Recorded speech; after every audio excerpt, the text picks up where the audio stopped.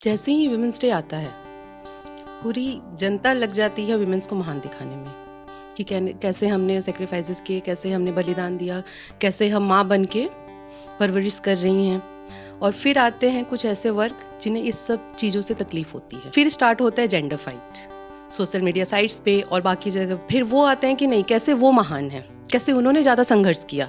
लेकिन मेरा मानना है कि कोई फाइट है ही नहीं, कोई कंपटीशन है ही नहीं। क्यों कोई भी कंपटीशन होगा जब हमें साथ में कोई एग्जिस्ट करना है। नर और नारी दोनों समाज के दो पहलू हैं जिन्हें साथ में चलना है।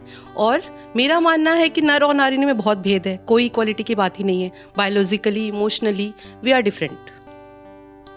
सो है नर नारी में भेद बहुत है, नर नारी में भेद बहुत, लेकिन यकीन मानो ये भेद बहुत ही सुहाना है। कोमलता जहाँ पहचान बनी नारी की, वहाँ नर को भी तो शक्ति का मान मिला। मातृत्व जहाँ आया नारी के हिस्से में, वहाँ नर को भी तो घर के मुखिया कहलाने का सम्मान मिला। नारी को मिली अथाह प्रेम करने की शक्ति, तो क्यों कहो नर को भी नहीं उसी प्रेम से जान मिला। नारी के हिस्से आया जहाँ सौंदर्यता, तो उसी रंग रूप से नर को भी तो अभिमान मिला। कहीं चल रहा है विमेंस डे, कहीं का नारा मेन आर डॉग। जाने ये बेकार की बातों का कहाँ से ज्ञान मिला। है नर नारी में भेद बहुत, लेकिन यकीन मानो ये भेद बहुत ही सुहाना है। लेकिन हमें क्या, हमें तो इस मॉडर्न समाज के बहकावे में आना है। और जैसे इक्वलिटी और इनइक्वलिटी की बात आ ही रही है, तो थोड़ा सा और इनइक्वलिटी देख लेते हैं। क्या? शादी। जी हाँ, शादी एक ऐसा इवेंट है जो हर लड़के और लड़की की जिंदगी रातों रात बदल जाती है।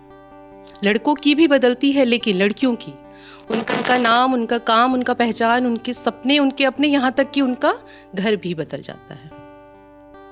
Though this change is beautiful, but what is difficult is to accept this change। और ये होता है ट्रांजिशन फेज। और इस ट्रांजिशन फेज में एक वुमेन क्या फील करती, सिंदूर तेरे नाम का, मंगलसूत्र भी तेरे नाम का, फिर भी अगर कभी साड़ी में उलझ जाऊं तो ये रिश्ता कमजोर कहलाएगा क्या। सपने हैं आपके, यहाँ मौजूद अपने भी हैं आपके, फिर भी इन अपनों की भीड़ में कभी जो खुद को तन्हा पाऊं तो ये रिश्ता कमजोर कहलाएगा क्या। घर भी है आपका, ये पूरा परिवार है आपका, फिर भी इस घर की जिम्मेदारियों की बोझ के तले में मैं जो खुद को दबा पाऊं तो ये रिश्ता कमजोर कहलाएगा क्या। प्यार है आपका, चलो मेरा ये पूरा संसार ही है आपका, फिर भी अगर मुझे अपने माता पिता की याद सताए तो ये रिश्ता कमजोर कहलाएगा क्या।